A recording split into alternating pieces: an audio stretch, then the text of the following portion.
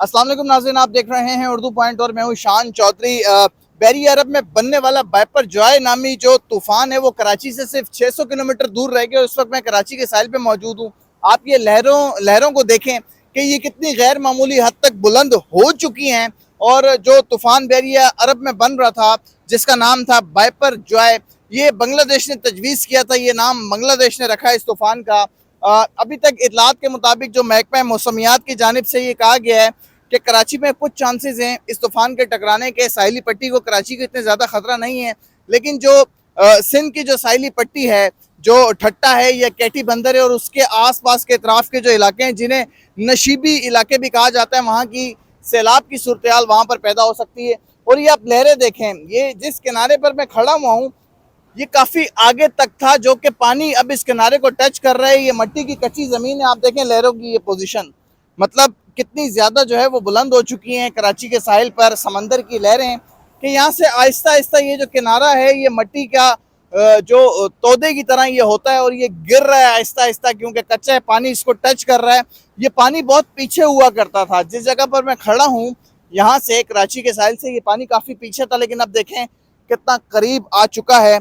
और wiper Joy नामी जो तूफान है वो कराची से सिर्फ 600 किलोमीटर दूर रह गया है। बहरिया अरब के अंदर जो साइक्लोन था वो जाहिर सी बात है, जब कहीं साइक्लोन बनता है तो उसकी जो आसपास हवा की जो रफ्तार है वो 120 किलोमीटर फी घंटा हो जाती है।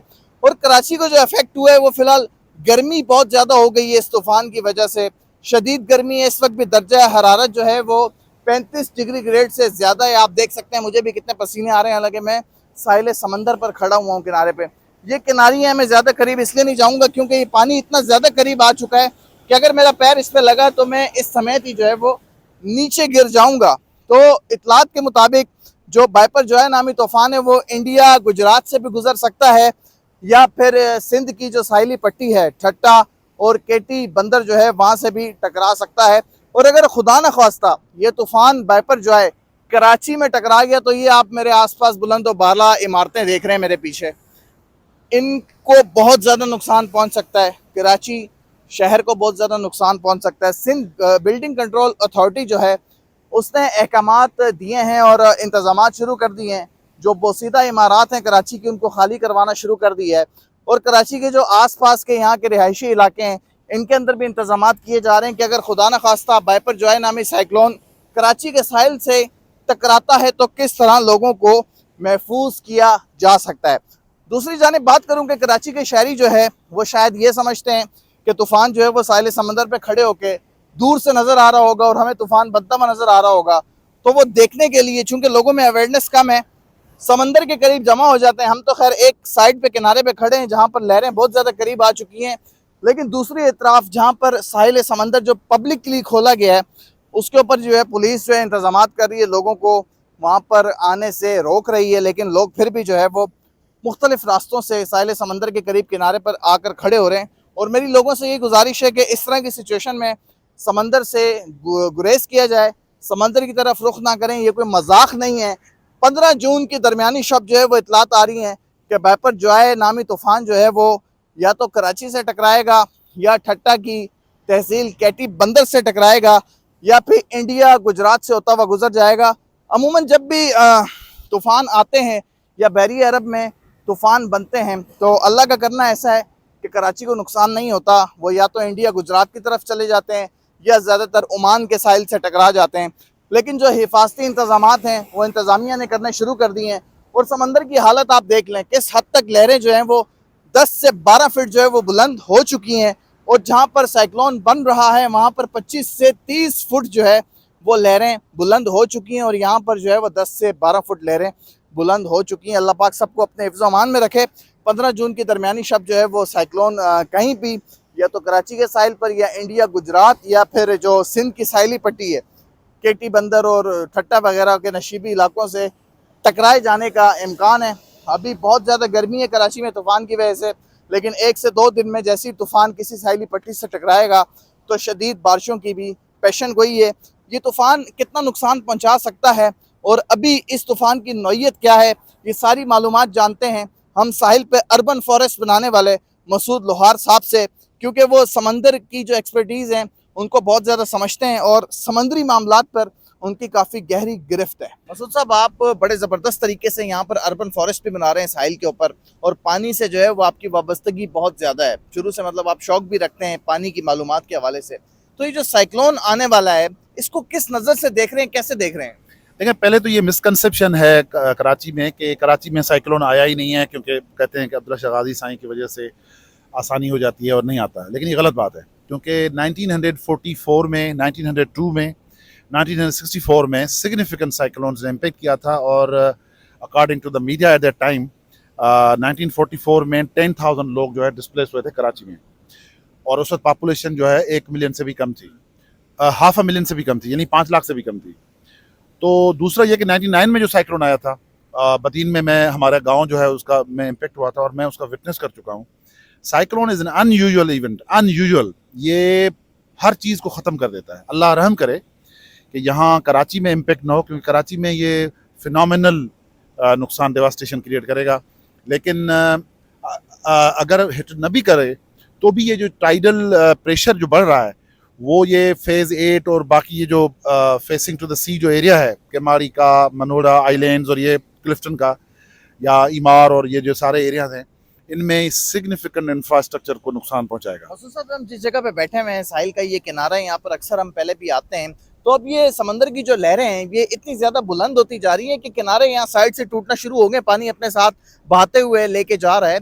गैर मामूली तौर पर कितनी फुट ऊंची लहरें हो चुकी हैं समंदर की इस वक्त किनारे पर? देखिए, मेरे हिसाब से ये जो जगह है जहाँ पे हम बैठे हैं, ये तकरीबन 15 से 18 फुट ऊपर है, और ये अभी अक्रॉस द बोर्ड कोई 20 फुट तक इसको खा चुका है, इरोड कर चुका है, और पानी आप देखें ऊपर आ रहा है। तो मेरे हिसाब से तो ये अभी 600 किलोमीटर साइक्लोन यहाँ से दूर है, आई ऑफ द स्टॉर्म। तो कमिंग 2 डेज में may be starting from late tonight, अल्लाह खैर करे, लेकिन ये बहुत ज़्यादा पानी अंदर आने का खदशा है। आपकी जो एक्सपर्टीज है पानी के हवाले से, आप क्या समझते हैं कि कराची से टकराने के चांसेस है, और कराची से अगर ये तूफान टकरा जाता है तो कराची शहर को कितना नुकसान होगा? जो समंदर पे आसपास के किनारे पे जो हम बड़ी बड़ी बुलंद दोबारा इमारतें देख रहे हैं, तो इनको नुकसान पहुंच सकता है? साइक्लोन क्लाइमेट चेंज के ज़माने में कुछ भी हो सकता है, कुछ भी रुख अख्तियार कर सकता है। बाकी ये कि साइक्लोन अगर कहीं पे भी आए, रिगार्डलेस कराची में आए या कहीं पे भी आए, वो फिनोमिनल, अल्लाह माफ़ करे, ये तबाही होती है। और specially those high rises, those buildings which are facing to the sea and reclaimed land पे हों, तो ये रिक्लेम्ड लैंड पे ज़्यादा खतरा होता है। ठीक है। अच्छा, आप सुबह शाम यहीं होते हैं, जाहिर सी बात है आपने एक बहुत बड़े रकबे पर जो है अर्बन फॉरेस्ट बना रहे हैं कराची के साहिल पर। तो गुज़िश्ता कितने दिनों से आप महसूस कर रहे हैं कि समंदर के अंदर जो है वो गैर मामूली तौर पर लहरें बुलंद व बाला होती जा रही हैं? मतलब कितने दिन पहले आपने महसूस किया कि समंदर की लहरें जो है वो मजीद बुलंद होती जा रही हैं, और ये कितना फुट बुलंद हो गई हैं एक अंदाजे के मुताबिक? 2 दिन से तो इसका ट्रेंड बढ़ रहा था, लेकिन आज जो इसमें इंटेंसिटी है वो अनयूजुअल है। मैंने पहले यहाँ नहीं देखी इतनी, और अनयूजुअल है। और वो भी कि जो प्रेशर है उसका वो बहुत ज़्यादा है। और आपको ध्यान में रखना चाहिए कि Indus delta is a tidal delta, Karachi is a tidal delta zone, तो यहाँ वैसे ही टाइड का प्रेशर होता है। तो अब अगर साइक्लोन का प्रेशर आ जाए तो आप अंदाजा कर सकते हैं कितना प्रेशर होगा। ठीक है। लोगों को जो है वो मना किया गया है कि साहिल के किनारे पर ना जाएं, लेकिन हमने देखा कि आगे सी व्यू की तरफ जो है वो लोग, बल्कि लोगों के जहन में शायद ये कॉन्सेप्ट है कि तूफान जो है वो दूर से नजर आ रहा होता है, और वो बड़ी बड़ी लहरें जो है वो दूर से नजर आ रही होंगी, देखने के चक्कर में भी रश लगा लेते हैं। तो हुकूमत ने तो इकदाम किए हैं, SBCA जो सिंध बिल्डिंग कंट्रोल अथॉरिटी है, उसने भी कह दिया है कि जो बोसीदा इमारतें हैं वो खाली की जाएं। लोगों को आप क्या मैसेज देना चाहते हैं कि तूफान कितना खतरनाक साबित हो सकता है उन लोगों के लिए जो इसको नजदीक से देखने के शौक में साहिल पर रश लगाते जा रहे हैं? नहीं, ये तो उनको पता ही नहीं है, क्योंकि मैं विटनेस रहा हूँ। 1999 में मेरी फैमिली विक्टिम रही है साइक्लोन की। आप क़यामत का तस्वर कर लें, आप कोई अंदाज़ा लगा ही नहीं सकता जब तक कि आप उसको झीले नहीं। 37 घंटे जो है मुसलसल साइक्लोन 99 में रहा था, और एक भी दरख्त तकरीबन कोई 200 स्क्वायर किलोमीटर में नहीं बचा था, बल्कि ख़त्म हो गया था। तो ये कोई अनयूजुअल है, और ये मेरा ख्याल है न सिर्फ ये कि लोग वहाँ जा क्यों रहे, बल्कि मैं तो ये कहूँगा कि जो हाई राइजेस क्लिफ्टन DHA वाली एरियाज में हैं, वहाँ से इवैक्यूएट करके ले जाना चाहिए, क्योंकि कोई भी इमारत नई हो या पुरानी हो, वो फेस नहीं कर सकती अगर साइक्लोन हिट करे तो। अच्छा, दो तीन चीजें जो है इसमें डिस्कस की जा रही हैं कि इंडिया गुजरात से ये गुजर सकता है और ठट्टा के जो साइली पट्टी ये केटी बंदर वगैरह वहां से टकराए जाने का इम्कान है। फिर हर दफा जब भी साइक्लोन आता है कराची जरूर ज़ेर बहस रहता है, लेकिन इस दफा आप क्या देख रहे हैं कि कितनी मतलब इसके अंदर सदाकत है या कितने % चांसेस हैं जो आज से पहले तूफान आए कराची से इस बैपर जो आएगा टकराने के? लेकिन 1902 में सिग्निफिकेंट साइक्लोन आया था, 1944 में इतना बड़ा आया था कि 10,000 लोग कराची में डिस्प्लेस हुए थे, लेकिन पॉपुलेशन 5 लाख से भी कम थी। 1964 सिग्निफिकेंट साइक्लोन है जिसने हिट किया है कराची को, उसके बाद कोई बड़ा साइक्लोन यहाँ कराची में नहीं आया, लेकिन और जगहों पे आए हैं। और अगर ये कह रहे हैं कि आई ऑफ द स्टॉर्म पहुंचती है कैटी बंदर, तो कैटी बंदर कितना दूर है यहाँ से, वो तो डिपेंड करता है ना कि इसका सरकमफ्रेंस कितना है। तो अल्लाह माफ करे, ये अनयूजुअल सिचुएशन है, इसमें बहुत ज्यादा एक्स्ट्राऑर्डिनरी मेजर्स लेने चाहिए, कोई रिस्क लेनी नहीं चाहिए, स्पेशली जो कोस्टल जोन में जो लोग रह रहे हैं, रिगार्डलेस हाई राइजेस में रहे हैं, नई बिल्डिंग में रह रहे हैं, कोई चीज साइक्लोन को विदस्टैंड नहीं कर सकती।